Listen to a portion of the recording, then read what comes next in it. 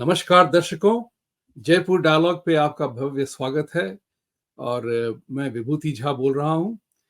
आज हम एक खास बात की चर्चा करेंगे कि जून 4 का इंतज़ार हम सबों को बड़े बड़े व्याकुलता से हम कर रहे हैं।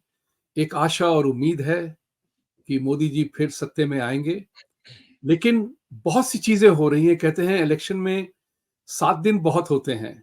यहाँ तो सुप्रीम कोर्ट ने अरविंद केजरीवाल को without examining the merits of the case उनको इंटरिम बेल दे दी है। इंटरिम बेल का मजाक तो आप समझते ही हैं। तो वो उनको उनको छोड़ दिया और उनका पहला पहला अटैक हुआ मोदी जी पे कि तानाशाही बंद करो। तो जो हम सब जो इस बात को जानते हैं कि जो लेफ्टिस्ट ओरिएंटेड लोग हैं, वो डिक्टेटर का जो है छापा मारना चाहते हैं मोदी जी पे। सच्चाई कुछ और ही है। तो आज इस बात की चर्चा करने के लिए हमारे साथ एक विशेष व्यक्ति आए हैं, श्री देश कपूर जी। नमस्कार देश कपूर जी। नमस्ते। देश नमस्ते। जी पहली बार जयपुर डायलॉग मेन पे आए हुए हैं। जयपुर डायलॉग यूएसए पे पहले आ चुके हैं एक बार और हम इनके साथ सत्तोलॉजी के प्रोग्राम में हमेशा साथ-साथ रहते हैं। देश कपूर जी एक अपना अपना अपनी पत्रिका चलाते हैं, जिसका नाम है दृष्टिकोण.com और इनके दृष्टिकोण जो हैं बड़े संशोधन करके वो अपने कंक्लूजन्स पे अराइव करते हैं। देश जी, जयपुर डायलॉग पे आपका स्वागत है। बहुत-बहुत धन्यवाद विभूति जी। यहाँ आके मेरे को बहुत अच्छा लग रहा है। आपके साथ तो हम डिस्कशन करते ही रहते हैं। तो आई थिंक लाइक मेरे लिए ये एक ऑनर की बात है। थैंक्स। बहुत आपका स्वागत है साहब। Thank you. दर्शकों, please like, subscribe and support our channel, give a feedback and let's begin. तो आज की चर्चा में आपसे इस बात से शुरू करना चाहता हूं कि अरविंद केजरीवाल की जो जेल से रिहाई हुई है, आपने अरविंद केजरीवाल जी पे बहुत संशोधन किया है। क्या असर लगता है कि ये हमारी जो एक एक सिलसिला हमने चालू किया है, इम्पैक्ट एंड इम्प्लीकेशन सीरीज। पिछले हफ्ते हमारे परम मित्र अंकित शाह जी आए हुए थे। तो इम्पैक्ट और इम्प्लीकेशन, हर चीज का असर होता है, उसका प्रभाव पड़ता है। इसका आप किस तरह से देख रहे हैं कि ये खेल कैसा खेला जाएगा?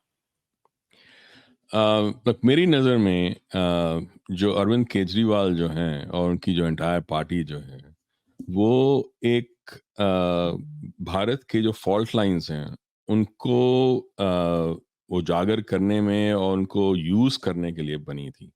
तो जब उन्होंने पंजाब के लिए की तरफ रुख किया था, तो बहुत क्लियर था कि खालिस्तान को आगे बढ़ाएँगे और वो उन्होंने किया।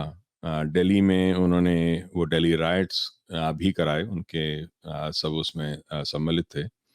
तो आगे इस पूरे इलेक्शन में एक चीज़ नहीं हो पाई है, वो है कोई मेजर वायलेंट इंसिडेंट्स। तो इनका बाहर छूटना इस तरीके से आई थिंक 2-3 चीज़ें करता है। पहली चीज़ ये है कि जो जुडिशरी में जो विश्वास था भारतीयों का, वो और कम होता चला जाएगा। बिकॉज़ ये अब मैं काफ़ी देर से बोल रहा हूँ, मैंने अपनी न्यूज़लेटर्स में काफ़ी देर से मैं लिख रहा हूँ कि जो जुडिशरी है, वो इंश्योर कर रही है कि भारत एक डेमोक्रेसी नहीं, भारत एक डिकैस्ट्रोक्रेसी है। डिकैस्ट्रोक्रेसी होता है जहाँ पर जितने भी डिसीजंस हैं एक देश में, वो जुडिशरी लेता है। एक डिकैस्ट्रोक्रेसी में जुडिशरी देश को चलाता है, लोग नहीं। और यहाँ ये जुडिशरी जो है, वो वैसी जुडिशरी है जिसका कोई ताल्लुक या मेल है ही नहीं एक नीचे वाली सतह से, मतलब लोगों से। वो इतनी इंसुलर है because of the collegium system, और ये किसी को अंदर आने नहीं देते, किसी को कुछ बोलने नहीं देते, कोई टिप्पणी नहीं करने देते। तो ये एक ऐसा एक गवर्नेंस सिस्टम चला रहे हैं जो डेमोक्रेसी के सीधा खिलाफ जाता है। तो ये जो ट्रस्ट है of the people in judiciary, that will go even lower. That is one thing. But in like in terms of Arvind Kejriwal, मेरी नजर में अब जो आने वाली जो इलेक्शन की जो स्टेट्स रह गई हैं, वहां पर वो शायद इतना ज्यादा इम्पैक्ट ना कर सकें, पर जिस जगह पे वो इम्पैक्ट करेंगे वो होगा आफ्टर द इलेक्शंस, जब रिजल्ट्स आने शुरू होंगे। बिकॉज सी, इनका जो प्रहार है वो सीधा इलेक्शन कमीशन पे हमेशा रहा है। अब उनके जो जो कांग्रेस के जो फ्रंट लाइन नेता जो हैं वो आपस में ही लड़े जा रहे हैं। उनका तो पूरा पार्टी वैसे ही ध्वस्त हो चुकी है।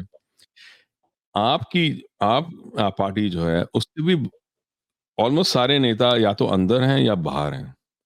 ये अरविंद केजरीवाल का बाहर निकलना, ये एक तरह से एक रिवेंज है of that entire system that had been plugged by Modi and the law enforcement during the election.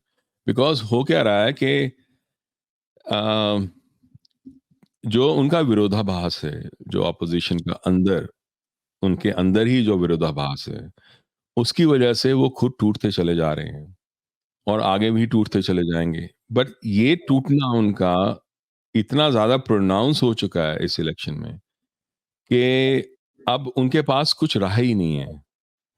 उनके पास वो योद्धा ही नहीं रहे जो मोदी के साथ लड़ सकें। तो एक उस पूरे इकोसिस्टम ने एक और योद्धा को बाहर निकाला है, एक मेरी नजर में। तो तो ये मेरा विचार है, पहला विचार जो है। नो, उसमें तो आपने सुप्रीम कोर्ट की बात कही, लैक ऑफ कॉन्फिडेंस जो होगा लोगों का। तो सुप्रीम कोर्ट ने राम मंदिर के बारे में भी अपना निर्णय दिया था। तो वो कहेंगे कि हम तो वहां पे हमारी आप वाहवाही कर रहे थे और यहाँ पे हमारी आप निंदा कर रहे हैं। ये कहाँ तक चर्चा कर सकते हैं इसके बारे में? तो जो सुप्रीम कोर्ट जो है, जिस तरह से उसने कुछ फैसले पीछे लिए हैं, देखो, मेरी नज़र में जो बहुत बड़े फैसले थे, जैसे राम जन्मभूमि का जो फैसला है, वो इतना ज़्यादा already I think national consciousness में था कि मेरे हिसाब से उसके खिलाफ जाना, जो जो मेन जो मुद्दा था, इनफैक्ट जो फैक्ट्स थे अ, वो इतने सही थे, जो राम जन्मभूमि के जो एक्टिविस्ट हैं उनके हाथ में, कि दूसरी तरफ कोई फैक्ट्स वाकई में थे ही नहीं। तो उस संदर्भ में जो फैसला उन्होंने दिया वही फैसला दिया जा सकता था, और कुछ फैसला था ही नहीं। बिकॉज वो दूसरी जो पार्टी है वो वो एविडेंस ला ही नहीं पाई थी। तो इसीलिए उनका उस संदर्भ में उसके खिलाफ जाना बहुत मुश्किल था। बट कंटिन्यूसली ऐसे देखा गया है कि they have been making decisions जो पूरे पॉपुलेशन जो है उसका जो मेन क्या कहूँ, जो उसका मेन जो वो है थ्रस्ट जो है उसके खिलाफ जाता रहा है कि पीछे काफी वो देर से। पोल्यूशन को उन्होंने ढंग से हैंडल नहीं किया अभी तक।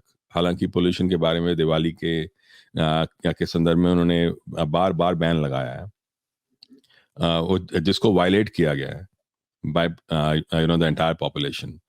And that in itself is a silent revolt, and also uprising against the judiciary itself, जो किसी ने ध्यान नहीं दिया जिसके ऊपर कि with you know like going against the ban by the Supreme Court, the people itself have repudiated the entire judiciary itself. So that was one. उसके बाद इन्होंने बार बार जो बेल के ऊपर जो इन्होंने अभी जो काम किया है, दैट इज वो इंटरिम बेल का जो पूरा है, like that is like something that will again like go against them. उन्होंने बार बार जो कश्मीरी पंडित के खिलाफ जो कुछ हुआ उसको रिकग्नाइज ना करना, और जितने ऐसे और वेस्ट बंगाल में जो कुछ हुआ है उसको उन्होंने रिकग्नाइज नहीं किया। उन्होंने बार बार कोशिश की है कि इलेक्शन कमीशन में उनका एक हाथ हो, जो नहीं हो पाया। ये बार बार दर्शाता है कि दे ये जो जुडिशरी है वो कोशिश हमेशा करती रही है जो पिछले कुछ सालों में to actually change the direction of the governance system itself. तो वो एक ऐसी चीज है जो हमारे कल्चर ऑफ डेमोक्रेसी उसके और जो मेन थ्रस्ट जो है डेमोक्रेसी उसके खिलाफ जाता रहा है ये पिछले कुछ सालों में। मेरी जहाँ तक मेरा समझ है वो ये कहती है कि आने वाले टाइम में ना ही सिर्फ जुडिशरी का जो एक ट्रस्ट है वो बहुत ज्यादा गिर जाएगा।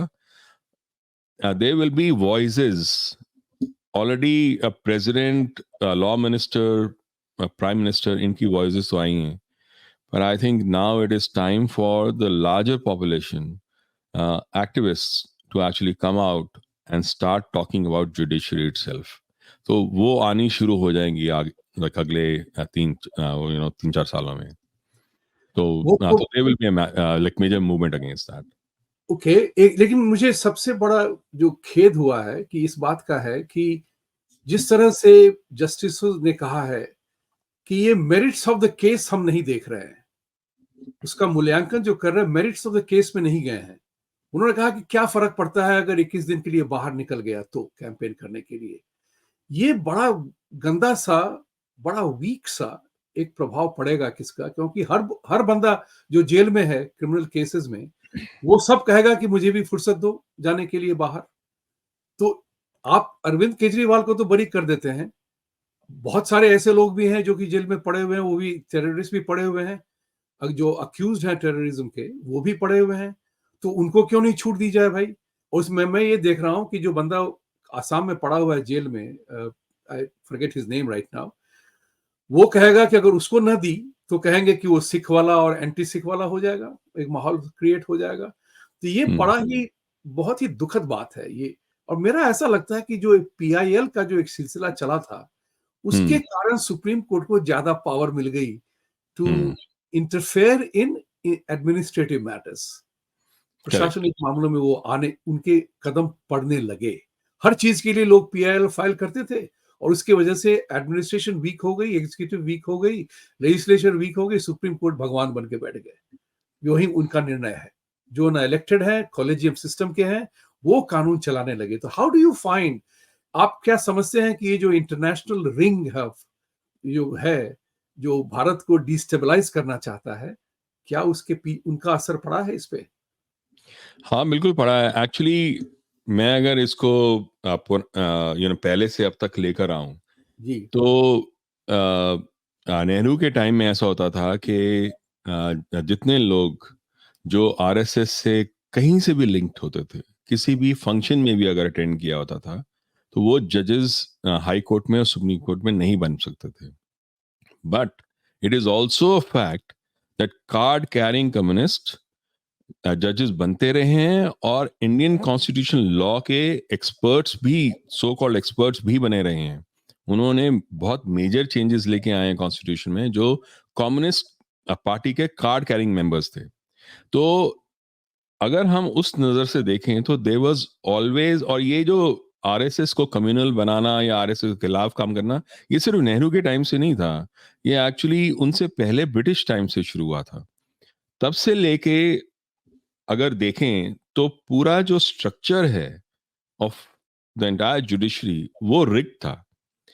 और उसके बाद जब ये कॉलेजियम सिस्टम बना तो अगर देखें, एक अगर क्लोज चेंबर को ले लें जिसमें लोग बैठे हैं और ना कोई बाहर निकलता है ना कोई अंदर आता है, तो उसी सिस्टम में देयर इज इंटेलेक्चुअल नेपोटिज्म। वैसे फेमिलियल जो नेपोटिज्म है वो तो है ही है कि वो अंकल जजेस जिसके हम कहते हैं, वो इस समय सुप्रीम कोर्ट में अगर देखे जाए तो I think it is around how many 40% जो सुप्रीम कोर्ट के जो जस्टिस हैं दे आर अंकल जजेस, जिनका कोई ना कोई रिलेशन है किसी सीनियर एडवोकेट के साथ या किसी जज के साथ या किसी लीगल लुमिनरी के साथ। तो अगर उस तरीके से अगर देखा जाए तो जो नेपोटिज्म जो अंदर रहा है उसने एक एक इकोसिस्टम को जन्म दिया है विद इन जुडिशरी। और वो जो इकोसिस्टम है उसने लगातार बाहर देखा है फॉर इंस्पिरेशन। बहुत सारे ऐसे जजेस हैं जो ये साफ कहते हैं कि हमने हम जो यूएस के या यूरोप के जो मेन जो लीगल लुमिनरीज थे उनकी फोटोज लगा के रखते हैं अपने घरों में, या लाइक उनको बार बार रेफर करते हैं।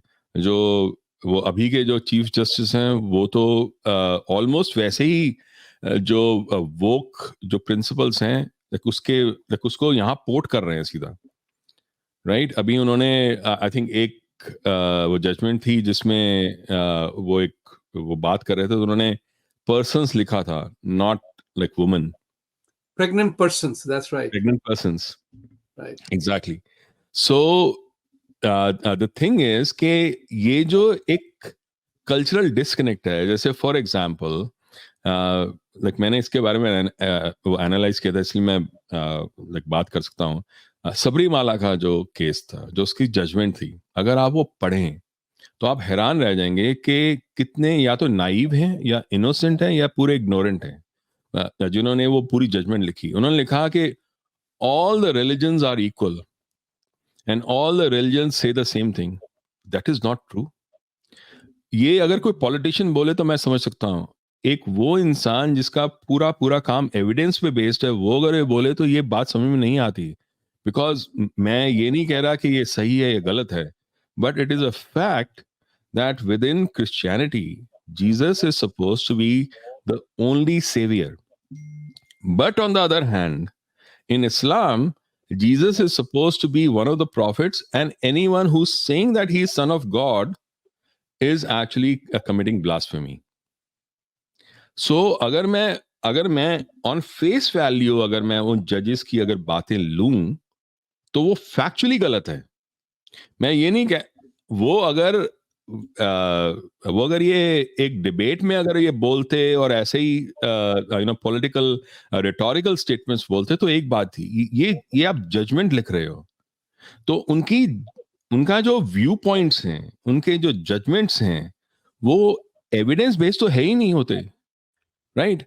उनको अगर एनालाइज करे अगर कोई बंदा, तो उसको समझ में आएगा कि they are major lacuna in basic evidence and logical thinking itself. So उसके हिसाब से अगर मैं देखूं तो ये जो ओवर द टाइम क्या हुआ है कि एक वो होता है ना folklore, like that has become true for all these judges, and that is why वो within that ecosystem और कुछ आ ही नहीं पाता नया, वो आम इंसान के साथ लिंक हो ही नहीं पाते। उन्होंने जब पोल्यूशन की बात हुई थी, जब वो दिवाली के बैन के बारे में बात हुई थी, they throughout the entire IIT report saying that हमें आईआईटी रिपोर्ट से क्या लेना देना। तो आप डिसाइड करोगे, तो आप साइंटिस्ट भी हो, आप एक थियोलॉजिकल एक्सपर्ट भी हो, आप जियोलॉजिकल एक्सपर्ट भी हो, आप आर्कियोलॉजिकल एक्सपर्ट भी हो, आप मेडिकल एक्सपर्ट भी हो। You are not even basing your entire judgement on some experts view point. तो बेसिकली अगर आप ऐसे करके वो विंड में हाथ करके बोलोगे या नहीं मेरे को वो समझ में आता है कि क्या हो रहा है एनवायरनमेंट में, उसके बेसिस पे आप जजमेंट देते हो, तो that is something that is fundamentally wrong. So that is why I believe कि आने वाले टाइम में ये जो डिस्कनेक्ट है between judiciary and the population, ये बढ़ता चला जाएगा और बढ़ता चला जा रहा है। अगर आप देखो ध्यान से ओवर टाइम ये बढ़ता चला गया है। और जो बाहर का जो इकोसिस्टम है जिसके बारे में बात कर रहे थे, वो इकोसिस्टम वाकई में इम्पैक्ट करता है। बिकॉज पहले क्या होता था, पहले जुडिशियल जो जुडिशरी से जो निकले हुए लोग होते थे उनको with in the country fat वो अपॉइंटमेंट्स वगैरह मिल जाया करती थी। अब वो नहीं मिल रही, तो their next best chances outside और next best chances in activism. So like उस लिहाज से देखूं तो maybe that is one of the calls that they are making, कि उनको वो फायदा होगा शायद। बट ये बात तय है कि शुरू से, मैं ये जब कह रहा हूँ कम्युनिस्ट पार्टी के कार्ड कैरिंग मेंबर्स थे, that means they were being impacted by the outside governments like say Chinese government or Russian government in some way or the other, because उन्हीं की आइडियोलॉजी, उन्हीं के जो लोग थे वो उनको इम्पैक्ट कर रहे थे. तो उस और यहाँ अगर वो कम्युनिस्ट नहीं होते थे तो वो यूएस वाले होते थे. But in any case it was never a connect with the Indian ethos itself. वो हमेशा से डिस्कनेक्ट रहा है यहाँ पर. तो ये डिस्कनेक्ट अगर बढ़ता चला गया, एक टाइम आएगा आज व्हेन सिर्फ दिवाली पे ही नहीं, मेजर अपराइजिंग होगी like against judiciary, because it is almost like a Mary Antoinette kind of a situation कि उनको पता ही नहीं कि आम इंसान जो है किस जद्दोजहद से गुजर रहा है रोज. इतने सारे केसेस पेंडिंग पड़े हैं और लोगों की सदियां निकल जाती हैं एक कोर्ट केस को हल करने में, एक प्रॉपर्टी केस को हल करने में. तो आप जो कह रहे हैं कि वो सुप्रीम कोर्ट के जो लोग हैं, जस्टिसेस हैं, वो या तो नाइव हैं या अनपढ़ हैं, ना समझ के करते हैं, या कनेक्ट नहीं है इसलिए करते हैं, या वो जानबूझ के करते हैं. ये मेरा सबसे बड़ा मुद्दा है कि वो जानबूझ के कर रहे हैं अपने आप को थोपने के लिए. उनके निर्णयों को वो सुप्रीम लॉर्ड्स बन गए हैं अभी, भारत के सुप्रीम लॉर्ड्स. मैं तो सुप्रीम कोर्ट को कहता हूं कि वो तो सुप्रीम लॉर्ड्स बन गए हैं भारत में. हर चीज का निर्णय सुप्रीम कोर्ट चलते हैं. और जिस तरह से वो खास तौर से देशद्रोही लोगों के केसेस उठाते हैं, समय मिलता है, समय निकालते हैं, 3 बजे सुबह तक उठ जाते हैं, एक्स्ट्राऑर्डिनरी सैटरडे को घर पे डिसीजन ले लेते हैं, इन सब चीजों से लगता है कि वो जानबूझ के कर रहे हैं. वो उनकी नासमझ नहीं है, वो जानबूझ के कर रहे हैं. और मुझे याद आता है इंदिरा गांधी की जो स्टेटमेंट थी ऑफ कमिटेड जुडिशरी. वो गॉडफादर में कहते नहीं है कि मैं आपको फेवर करूंगा, लेकिन जब मैं मांगूंगा कुछ तो उस वक्त मुझे ना मत कहना.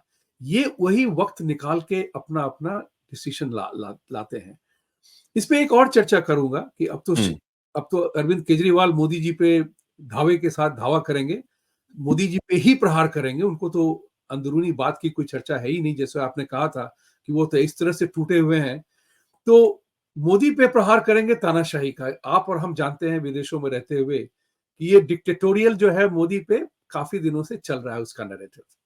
लेकिन इनका असर जो होगा कांग्रेस पार्टी पे क्या होगा? जो सबसे खुशबंदा था वो राहुल गांधी था जब अरविंद केजरीवाल अंदर गया. अब उसके आने से क्या भारत वाकई कांग्रेस के वोट अरविंद केजरीवाल को चले जाएंगे और भारत क्या कांग्रेस मुक्त भारत हो सकता है? आई थिंक कांग्रेस मुक्त भारत होना तो अब तय आपकी आवाज कम हो गई. है. अभी ठीक है? नहीं, बहुत वीक है. ओह, हाँ, अब ठीक है. that's okay. Yeah. तो भारत का कांग्रेस मुक्त होना तो अब तय है. वो इसलिए क्योंकि सिर्फ लोग ही उनको रिजेक्ट नहीं कर रहे, उनके खुद के अपनी पार्टी वाले भी आपस में टूट रहे हैं.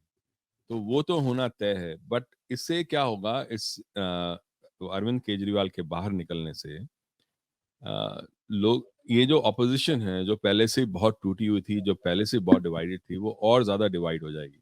बिकॉज ये जो एंटायर जो डिस्कशन है ऑफ बीइंग अ डिक्टेटर, ये तानाशाह है और ये इतना खराब है, वो मोदी जी ये कर रहे हैं, मोदी जी वो कर रहे हैं, इसमें ऐसा कुछ भी नहीं है जो नया हो.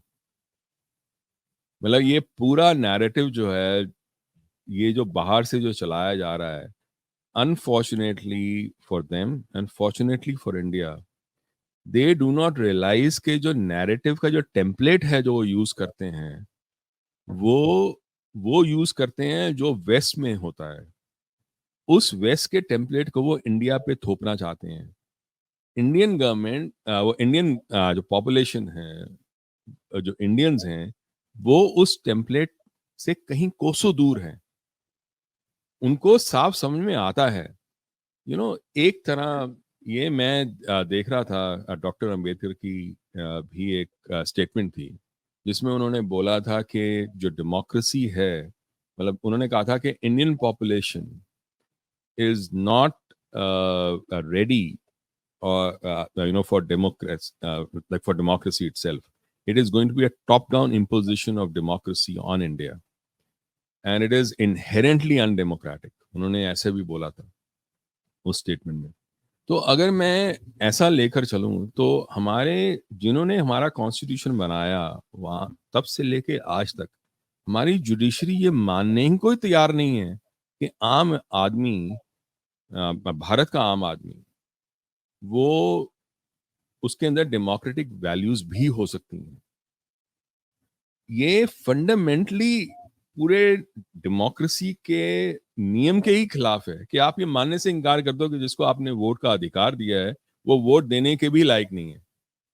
यही एक रीजन है कि यूएस में इलेक्टोरल कॉलेज बना है कि वो पता नहीं लोग क्या डिसीजन ले, कम से कम इलेक्टोरल कॉलेज ऐसा हो जो एक तरफ डिसीजन ले सके, जो उसको ओवरराइड कर सके। जिन्होंने डेमोक्रेसी बनाई है वो हमेशा आम आदमी की समझ बूझ के वो प्राथमिकता नहीं देते, और ये एक सबसे बड़ा फ्लॉ है। इंडिया की सबसे बड़ी स्ट्रेंथ ये है कि भारतीय जो हैं वो फंडामेंटली डेमोक्रेटिक रहे हैं, तो इसीलिए वो ये जो पूरा जो आइडिया है कि भारत के अंदर डेमोक्रेसी को आप किसी भी तरह से दबा दोगे या खत्म कर दोगे, ये लोगों के गले उतरता नहीं है। तो इसलिए ये जो 2014 की इलेक्शन थी, 2019 की इलेक्शन थी, they were the largest democratic elections in the human history, ये वाली जो 2024 की है, this is again the largest democratic election in human history. लोग बाहर से आके अगर ये बोलें कि यहाँ डेमोक्रेसी नहीं है भारत में, तो वो अपने आप में एक उनकी बात से विरोधाभास वो खुद बना रहे हैं, क्योंकि देखिए इसका कोई मतलब समझ में नहीं आता। तो इसीलिए जब ये ऐसे एक्शंस होते हैं बाहर से, और जब जब नैरेटिव शुरू होते हैं बाहर उनके अपने कॉन्टेक्स्ट के हिसाब से, और जब वो लेकर आते हैं जैसे अरविंद केजरीवाल वगैरह लेकर आए हैं, तो भारतीय जो हैं वो खुद अपना एक्सपीरियंस को टटोलते हैं, देखते हैं कि हमारे साथ जो हो रहा है वो वाकई में वो डिक्टेटरशिप है या नहीं है। जब वो ये देखते हैं कि जो ये जुडिशरी वाले लोग जो हैं, जो जजेस हैं और जो हमारे कोर्ट्स हैं, जो इतना कुछ बोलते हैं, वो तो हमारे लिए कुछ फायदा कर नहीं रहे। इनफैक्ट मैं नहीं जानता एक ऐसा इंसान भारत में हो जो मिडिल क्लास का या लोअर मिडिल क्लास का, वो सीने पे छाती ठोक के ये कह सके कि ये कोर्ट्स, ये जुडिशरी से हमें कोई भी रत्ती भर का भी कोई फायदा हो रहा है। मतलब I would say that because through out every middle class person has always gone through court cases जो सदियों चलते रहे, सालों साल चलते रहे, जिसका पूरे सिस्टम ने सिर्फ मजाक उड़ाया हमेशा, जिसका कोई साथ नहीं दिया कभी। आज भी ये जो कोर्ट और जुडिशियल सिस्टम जो है, ये सिर्फ अमीरों के लिए बना है और उनके लिए बना है जो पॉलिटिकली वेल कनेक्टेड है। एक बड़ा इंटरेस्टिंग केस था छत्तीसगढ़ का। एक वो था एक ट्राइबल विलेजर था बघेल। तो उसके वो जो ट्राइबल था उसने एक कंप्लेन लिखी कि कुछ माओइस्ट जो हैं वो और जो कुछ प्रोफेसर्स हैं डीयू के, वो मिलकर हमें भारत के ही खिलाफ भड़का रहे हैं। तो उसने जब ये कंप्लेन की तो माओइस्ट आए, उसको बाहर निकाला और सड़क पे जाकर मारा उसको। उसकी वाइफ ने कंप्लेन लिखवाई एक डीयू की प्रोफेसर नंदिनी सुंदर और बाकी प्रोफेसर के खिलाफ। उस नंदिनी सुंदर को बचाने के लिए पूरा का पूरा जो गैंग था ऑफ लाइक मेजर अटॉर्नीज, वो आके सुप्रीम कोर्ट में लड़ाई कर रहे थे, और उन्होंने किसी तरह से, ये 2018 में आया केस, उन्होंने किस तरह से उसको आगे वो एडजर्न करा दिया तब तक जब तक इलेक्शन ना हो। इलेक्शन होने के बाद कांग्रेस आई, कांग्रेस आने के बाद वो कोर्ट केस वो रद्द कर दिया गया। वो जो उसकी वाइफ थी वो ट्राइबल की, उसने कहा कि मैंने ऐसा कभी बयान दिया ही ना मैं ऐसा वो एफआईआर देना चाहती हूँ, उसने वापस ले लिया। और नंदिनी सुंदर जो है वो वायर के जो चीफ हैं उनकी वाइफ हैं। मैं ये कहना चाहता हूँ कि ये एक इकोसिस्टम है जो हमेशा से काम करता रहा है और सिर्फ गरीबों के खिलाफ काम करता रहा है। ये जो पॉलिटिकली और जो इलीटिस्ट जो हमारा वो तबका रहा है उसने तो हमेशा फायदा उठाया है। तो देयर इज यू नो कि उन्होंने अरविंद केजरीवाल को छोड़ दिया because he is a darling of a certain group outside of India.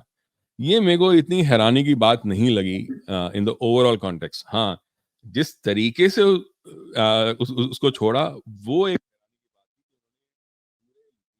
आपकी आवाज बंद हो गई। उन्होंने पूरे जो लीगल सिस्टम जो है, पूरे लीगल जो इंटेग्रिटी है उसको साइड पे रख के एक उन्होंने काम किया। वो एक हैरानी की बात थी। जिस तरीके से किया उन्होंने किया वो हैरानी की बात नहीं लगी। ये तो उनको करना ही था। लेकिन लेकिन एक बात और भी इस पे आती है कि जो जो लोग आई मीन अरविंद केजरीवाल और इंटरनेशनल प्रेस जो मोदी को डिक्टेटर और तानाशाह बताते हैं, वो इस बात को भूल जाते हैं और भारतीयों को इस बात को बिल्कुल अपने नजरअंदाज रखना पड़ेगा कि इंदिरा गांधी ने अपनी कुर्सी बचाने के लिए हाई कोर्ट के जजमेंट के खिलाफ इमरजेंसी ठोक दी अपनी कुर्सी बचाने के लिए। उसकी चर्चा कोई नहीं करता। लेकिन मोदी जी, मैंने तो इस बात पे कहा भी था कि जिस तरह से भारत में हालात क्रिएट किए जा रहे हैं कि मोदी ऐसा है, मोदी वैसा है और भारत ऐसा है, जो ये लोग डिक्टेटर का थोपा लगा रहे थे कि मोदी जी को तो बहुत मौके मिले थे इमरजेंसी ठोकने के लिए। यहां तक कि ट्रूडो ने जब इमरजेंसी ठोकी थी कनाडा में against the truckers, Modi ji ने कुछ नहीं किया था। उनको उल्टे ही उनकी बदनामी हुई थी कि आप और कर्कश काम क्यों नहीं करते हैं।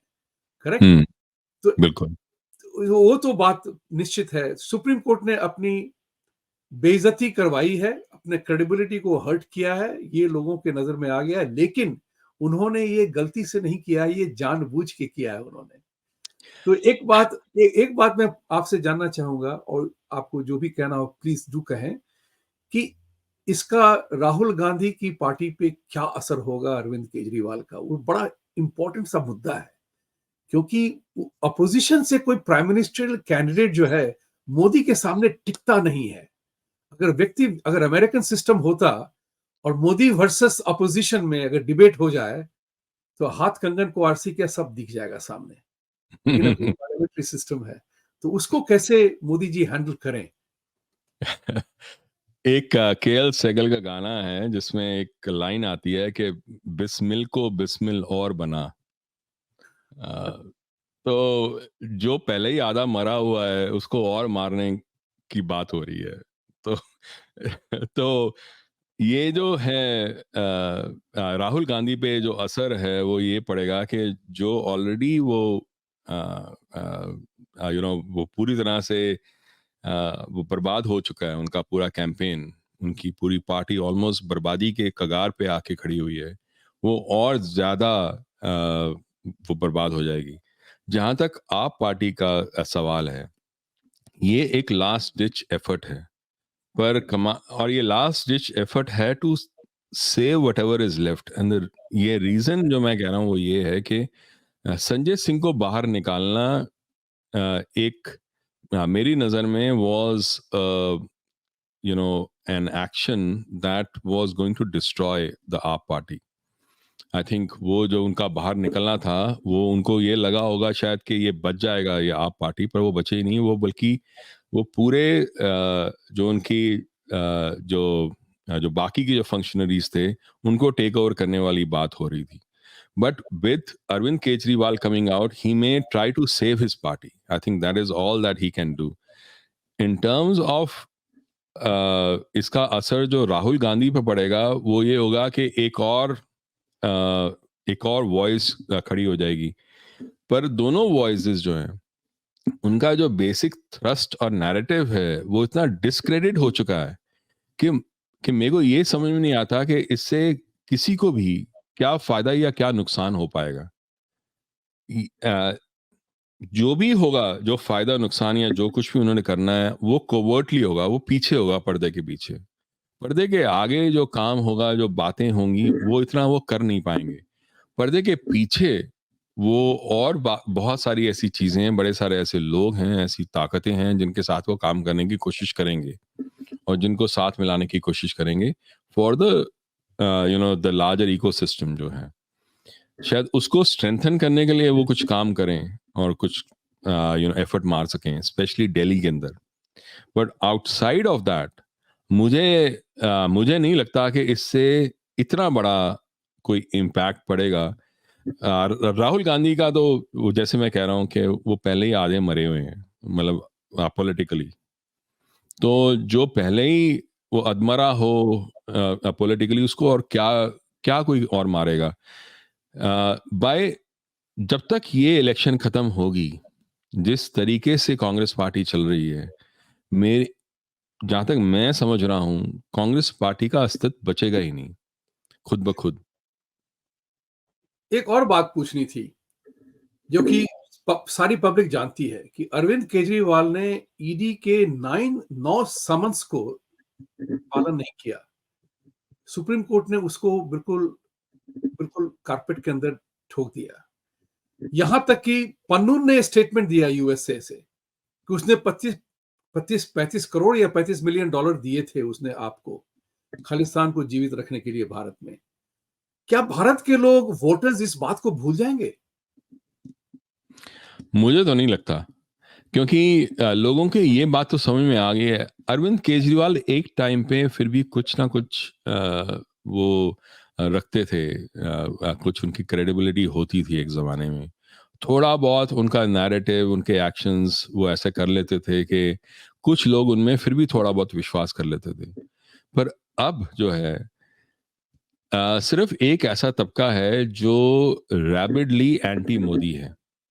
उनको आप ना समझा सकते हो, ना उनको आप कोई तर्क दे सकते हो, ना वो कभी समझेंगे कुछ। उनकी नज़र में उन्होंने एक पूरी दुनिया बसा रखी है। उस पूरी दुनिया जो उन्होंने बसा रखी है, उसमें एक ही विलन है, वो है मोदी।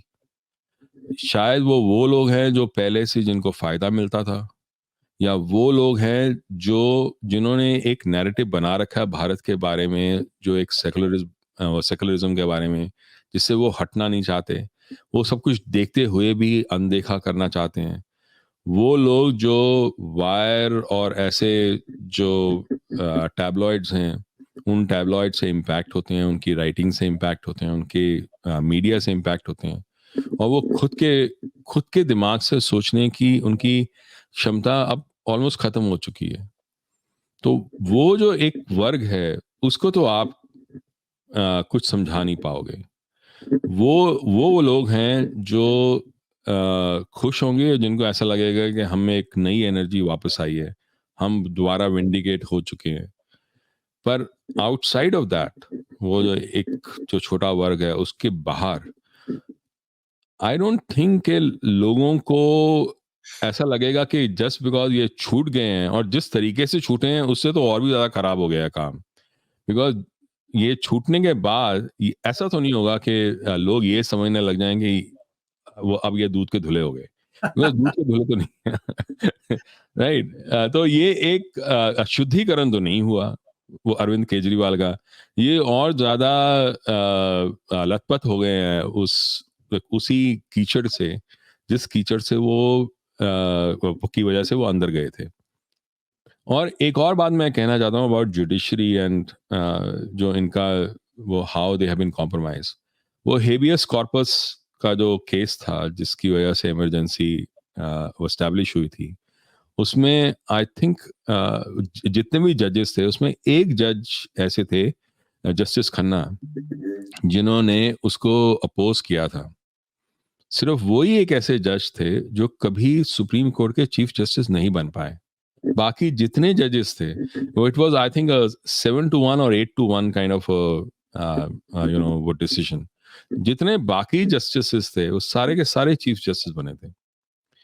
तो खुद जुडिशरी को ये सोचने की जरूरत है वो कितनी कॉम्प्रोमाइज हैं, बिकॉज उनमें से बहुत सारे ऐसे जजेस थे जिनके परिवारजन बाद में जाके जस्टिस बने, बोथ हाई कोर्ट के और सुप्रीम कोर्ट के, including the current chief justice. उन्होंने उस लेगेसी को कभी नकारा नहीं है, उन्होंने उस लेगेसी को कभी धिक्कारा नहीं है। वो एक लेगेसी है जो डेमोक्रेसी के सीधा खिलाफ जाती थी, जिसने डेमोक्रेसी की नींव को हिला कर रख दिया था। Despite that shameful decision that happened, मैं नहीं जानता एक भी ऐसा जस्टिस उठा हो जिसने कहा हो कि मैं अपनी जो लेगेसी है, अपने जो मेरे बाप दादा जो हैं, जो मेरे ये परिवारजन थे, और जो हमारे आने वाले जो हमारे वो आए हुए पहले सीनियर्स जो थे वो जस्टिस, हम उनसे सख्त खिलाफी वो करते हैं। वो हमारी नजर में उनका कोई स्थान होना ही नहीं चाहिए in the halls of judiciary itself, because they sabotage democracy, and that is a fact. So वही इकोसिस्टम जो क्लोज हो चुका है, जिसने डेमोक्रेसी के सीधा खिलाफ जाके काम किया, वो आज भी वैसा का वैसा बरकरार है। जब नॉर्मल जिंदगी में, नॉर्मल टाइम में डेमोक्रेसी को बचाना तो कोई भी बचा सकता है, जब डेमोक्रेसी सबसे ज्यादा खतरे में हो तब उसको बचाना, वो असली डेमोक्रेसी बचाना है। जब वो वक्त आया तो जुडिशरी ने भारत का साथ नहीं दिया। अगर उस समय आपने भारत का साथ नहीं दिया तो आप डेमोक्रेसी के बारे में क्या डंका बजाते हो? तो इसलिए क्या गारंटी है कि जब इंडिया की डेमोक्रेसी वाकई में खतरे में होगी फिर दोबारा से, यही जुडिशरी भारत का कभी साथ देगी भी? ये एक बहुत इंपॉर्टेंट क्वेश्चन है जो आई थिंक हम सबको पूछना चाहिए। इसके बारे में हम चर्चा करेंगे दोबारा। और इसके पहले कि मैं भूल जाऊं, मैं इस सवाल पूछना चाहता हूं आपसे कि मोदी जी ने तो बहुत बहुत दम के साथ ये कहा है कि जब हमारे तीसरे सत्र में हम और भी मजबूती से काम करेंगे, बहुत परिवर्तन लाएंगे। तो जुडिशियल रिफॉर्म का वो कैसे कर पाएंगे वो, अगर उनको पूरी सीट नहीं मिली तो आपने बताया कि डेमोक्रेसी खतरे में है, और जो लोग डेमोक्रेसी बचाना जिनका धर्म है और जिनका दायित्व है, वो भागे जा रहे हैं उससे या उसको उल्टा कर रहे हैं। तो आपके नजर में मोदी जी का सबसे बड़ा काम क्या होना चाहिए एक बार जब वो सत्ते में फिर वापस आए तो? मैंने जब हमारी पहले बात हुई तो मैंने 10 ऐसे पॉइंट, मेजर स्टेप उनके सोच के लिखे थे जो मेरे नज़र में वो करेंगे इन डिफरेंट एरियाज, राइट। तो एक ब्यूरोक्रेसी का था मेरी नज़र में, सिविल सर्विसेज जो है, और आई थिंक इसकी आवाज़ें जगह जगह से आ रही हैं, चाहे वो वो सन्याल हों या खुद मोदी जी हों। मेरी नज़र में जो सिविल सर्विसेज जो है, that will see a major change. एक क्लीन अप होगा डिपार्टमेंट्स का। फंडामेंटल प्रोसेस ऑफ इनटेक जो सिविल सर्विसेज एग्जामिनेशन है वो चेंज होना चाहिए, बिकॉज वो एक इनएफिशिएंट और अनप्रोडक्टिव वे है अंदर आने का।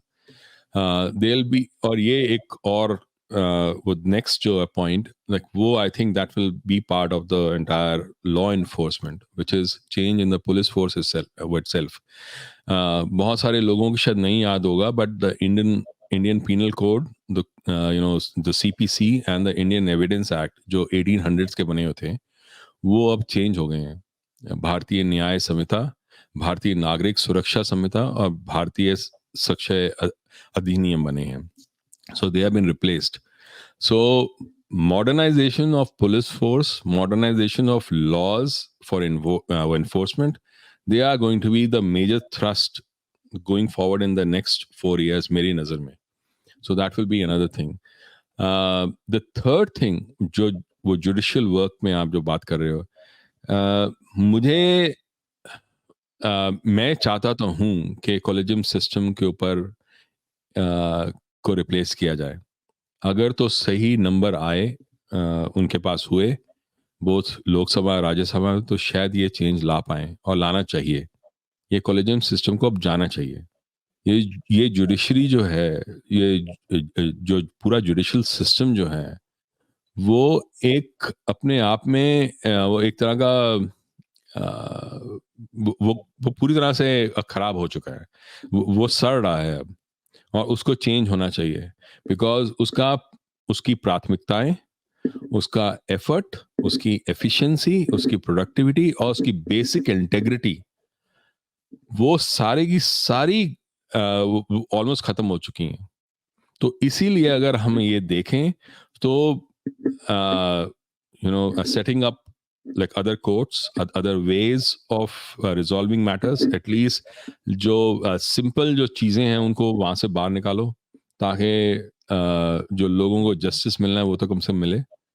आर्बिट्रेशन, मीडिएशन को आगे बढ़ाएं ताकि उससे बहुत सारी चीज़ें सॉल्व हो सकें। आई थिंक वो बात चल रही है कि इंडिया को एक आर्बिट्रेशन और मीडिएशन हब भी बनाना है। Like that will be a great thing, but पहले अपने आप जो अपने देश में जो है वो आर्बिट्रेशन को एक एज एन ऑल्टरनेटिव एस्टैब्लिश करना चाहिए।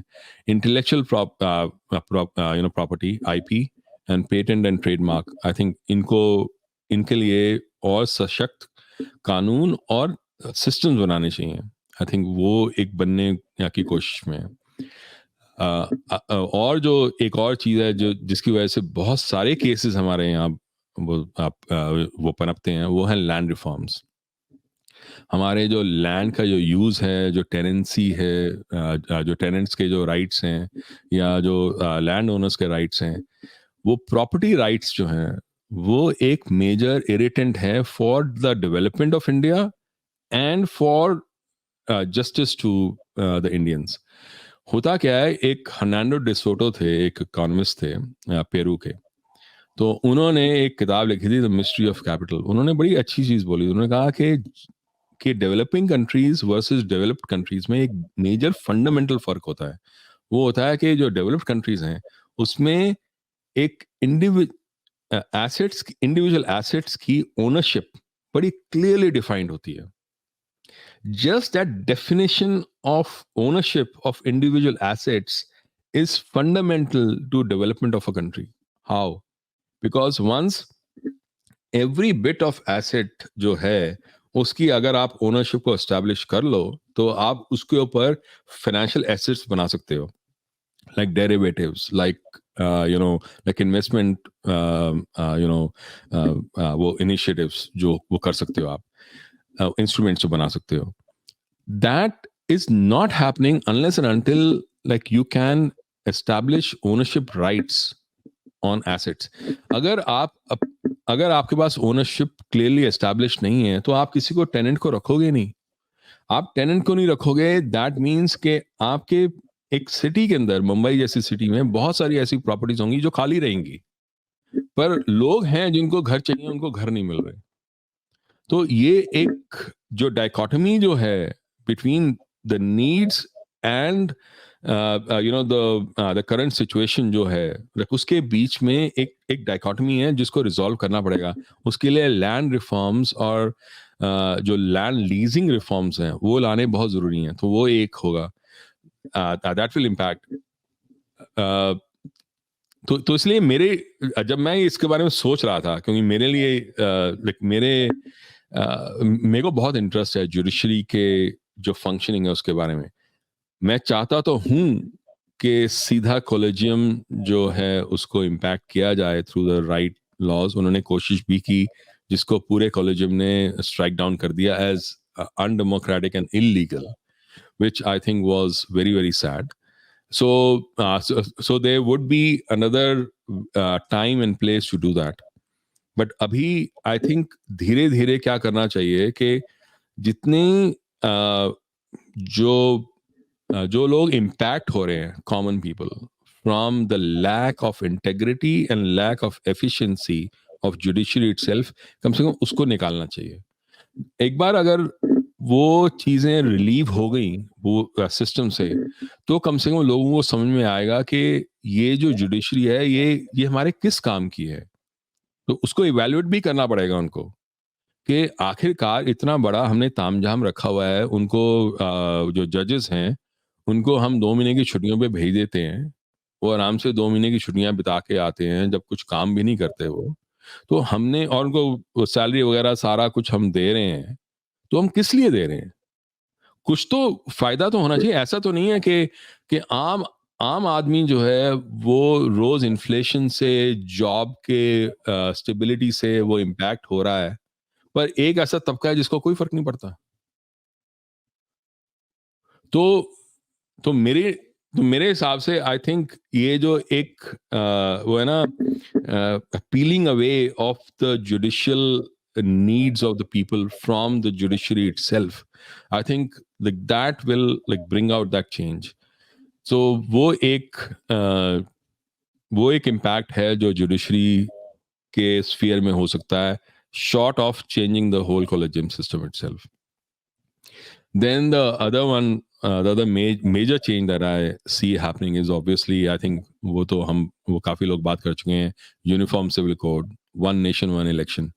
बट एक जो मेजर जो सिविल एरिया में जो इम्पैक्ट करना चाहते हैं आई थिंक मोदी जी, और जो मेरे को दिखाई दे रहा है, वो है intra city changes in infrastructure. हुआ क्या है कि अब हाईवेज तो इंडिया के बहुत अच्छे बन चुके हैं।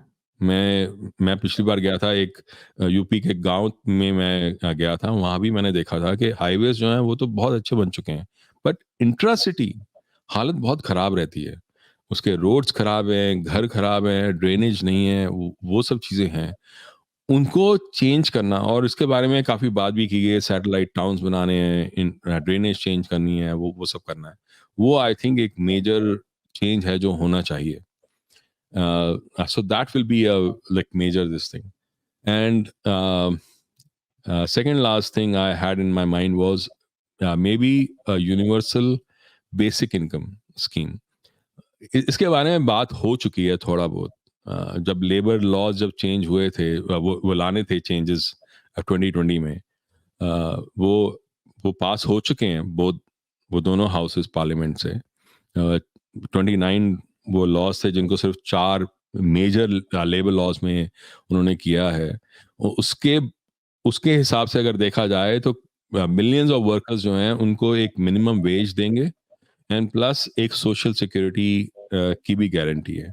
अगर देखें तो ये समझ में आएगा कि देर इज सम प्रोविजन और some movement towards a universal basic income scheme. At some point that will also happen. So maybe not right away in the 4 years, but after 4 years, that universal basic income may become a reality. एक basic food security तो हो ही रही है, एक basic income भी हो सकती है। लास्ट जो मेरे दिमाग में था, और जो जो इतना मेरी नज़र में इतना छोटा नहीं है, काफ़ी बड़ा है, वो है impact on Pakistan.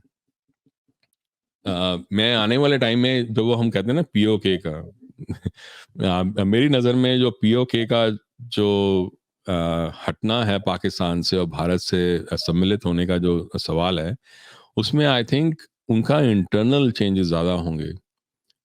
Major uprising हो सकती है with in PoK itself, and almost Bangladesh like situation बन सकती है कि वो खुद कहेंगे हमें अब they will just go against mass movement में against the Pakistani government itself, and they will not be able to do anything.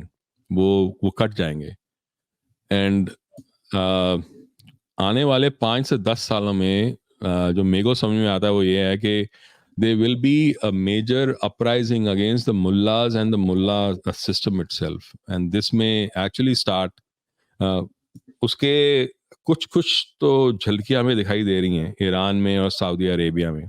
Iran में तो बहुत ओवर्टली दिखाई देती हैं, like against the mullah system. और मैं तो हमेशा से ये कहता था कि अगर ईरान के मुल्लास को अगर निकाल दें तो हम देखेंगे कि suddenly 90% of Iran has converted to Zoroastrianism. They will convert. तो दैट इज वो ईरान में एक फंडामेंटल चेंज आ सकता है जिससे पूरी शिया वर्ल्ड में रेपरकशंस होंगी। और दूसरा है सुन्नी साइड पे, वहाँ भी सऊदी अरेबिया में भी मेजर एक फंडामेंटल चेंज आ रहा है। तो ये एक आउटलैंडिश थिंग नहीं है सोचना कि आने वाले टाइम में they might be uprising against the mullah system in most of the Islamic countries. और अगर मई 9th का जो अपराइजिंग हुई थी, जो मॉब अपराइजिंग हुई थी अगेंस्ट द पाकिस्तानी आर्मी, अगर उसके साथ अगर मुल्ला अपराइजिंग भी अगर हो जाए पाकिस्तान में, तो that will be a major change within Pakistan itself, that will bring it down. तो ये आपकी लिस्ट बहुत बढ़िया है, मुझे बहुत पसंद आई। एक चीज मैं उसमें मिस कर गया कि आपने एजुकेशनल रिफॉर्म्स के बारे में कुछ नहीं कहा। हाँ, मैंने उसके बारे में कुछ नहीं कहा क्योंकि वो भी होने जरूरी हैं। एंड आई थिंक लाइक उसमें जो इंडिया इस सब में, अगर मैं ब्रॉडली अगर मैं ग्लोबली देखूं, और हम इसके बारे में सोथोलॉजी में हमने काफ़ी बात की है, मेरे नज़र में जो आने वाला टाइम है उसमें जो मेजर यूनिवर्सिटीज़ हैं दुनिया भर की, दे will have inherent problems with in themselves, क्योंकि उनकी जो क्रेडिबिलिटी है उस पर प्रहार हुआ है। आने वाले टाइम में जो जिन लोगों ने टेक ओवर कर लिया है इस पूरे सिस्टम को, वो दूसरों को आने नहीं दे रहे। वो चाहे ज्यूज हों, चाहे वाइट्स हों, चाहे एशियंस हों, उनको वो आगे बढ़ने नहीं देना चाहते, बिकॉज वो like they take over the entire seats, entire classes itself, and based on just merit. वो मेरिट को रखना नहीं चाहते, इसलिए एसएटी भी डाउनग्रेड हो गया है। Most of the test have been downgraded. उन्होंने आगे जो बढ़ाई हैं चीज़ें वो ऐसी हैं जो बड़ी फजी टाइप हैं। तो आने वाले टाइम में ये लोग डरेंगे अपने बच्चों को ऐसी यूनिवर्सिटीज में भेजने के लिए। आई थिंक नेक्स्ट जो चेंज आने वाला है of in the entire university and education system, वो है ऑनलाइन। तो they will have no other recourse but to bring education to the other countries itself. जो वहाँ जो अभी भी कुछ ताकतें ऐसी बची हैं who can still like give some quality education, they will try to either come to India and China and like other places. China में उन्होंने कोशिश की है, but वहाँ के कोई systems इतने खराब हैं। In Asia like broadly and in India particularly, next जो change जो देख सकता हूँ मैं, वो ये है कि अगर यूरोप और बाकी जगहों पे जिनकी पॉपुलेशन घट रही है, India like will become a major exporter of human talent. उसके लिए एजुकेशन सिस्टम का चेंज होना बहुत ज़रूरी है। और एजुकेशन नए रिफॉर्म्स तो लाए गए हैं, बट आई थिंक अब कंटेंट पे काम करना ज़्यादा ज़रूरी है। तो reforms plus content, next change जो है वो कंटेंट पे होना चाहिए। तो कंटेंट का मेजर चेंज होना पड़ेगा, और उसके लिए I think India and Indian universities and educational जो लुमिनरीज हैं या जो एक्सपर्ट्स हैं, they will have to take a lead, because India इस समय बहुत अच्छी जगह पॉइज्ड है to take the leadership both in research as well as in educational credible dissemination of content also. So इस इन दो चीजों में like that is where the next thrust of India should be. Reforms हो चुके हैं. I think the next thing like that could happen in the next 4 years will be the content. बहुत बहुत धन्यवाद अपने विचार शेयर करने के लिए देश जी। और मुझे तो बहुत प्रसन्नता हुई कि आप आज हमारे साथ जुड़े, हमारे दर्शकों के साथ जुड़े, अपने विचार शेयर किया आपने, और बहुत ही महत्वपूर्ण चर्चाएं हुई हैं। इसके लिए मोदी जी को हमें सशक्त करना पड़ेगा, हम सबों को मिलकर के, क्योंकि वही एक इंसान है आज की तारीख में जो दमदार स्टेप्स ले रहे हैं और बिना डरे कर रहे हैं। जैसे उन्होंने वक्तव्य दिया था पाकिस्तान की चर्चा करते हुए कि हमने तो पाकिस्तान को छोड़ दिया, हम उनसे बहुत आगे बढ़ चुके हैं। तो एक जो पहले नासूर सा चुभता था, अब वो नासूर उठा के बाहर फेंक दिया है। वो बहुत अच्छी बात है। दूसरी बात ये भी है कि जिस तरह से मोदी जी ने कहा है कि दुनिया के लोग चाहे जो भी कर लें, भारत का नागरिक अब जाग चुका है। और आपने जो कहा कंटेंट की बात कही एजुकेशन में, वो बहुत ही इंपॉर्टेंट है, क्योंकि हमारे यहाँ कंटेंट तो भरा पड़ा है अपने वैदिक नॉलेज में, सारे कंटेंट भरे पड़े हैं, हमें उसको लोगों को बताना है, हमें अपना प्रचारक बनना पड़ेगा, हमें अपना प्रोपेगेंडा नहीं, प्रचारक और प्रोपेगेशन करना पड़ेगा। तो भाई और बहनों, बहुत बहुत धन्यवाद, आज जो जुड़े हैं आप हमारे साथ, आपने बहुत सारी चीजें सुनी हैं। देश जी का हम बहुत आभार प्रदर्शित करते हैं कि आए, और हम दोबारा भी आएंगे, क्योंकि ये जो सीरीज हमने शुरू की है, पिछली बार किया था अंकित जी के साथ, आज देश जी के साथ, मेरा पर्पस है कि impact and implication analysis is very important. जो कुछ भी होता है दुनिया में, उसका कुछ ना कुछ, कहीं ना कहीं, किसी न किसी पर, किसी पे ज्यादा किसी पे कम इम्पैक्ट और इम्प्लीकेशन होता है। हम उसके बारे में फिर चर्चा करेंगे। हमेशा की तरह please like, subscribe and support Jaipur dialogue and Jaipur dialogue USA, जिसकी लीडरशिप मेरे हाथ में है। तो आप हमें सपोर्ट करें, और सत्यमेव जयते मेरा नारा है। सत्य को जिताने के लिए आपको और हमें उठ के खड़ा होना पड़ेगा। बहुत बहुत धन्यवाद। बहुत धन्यवाद।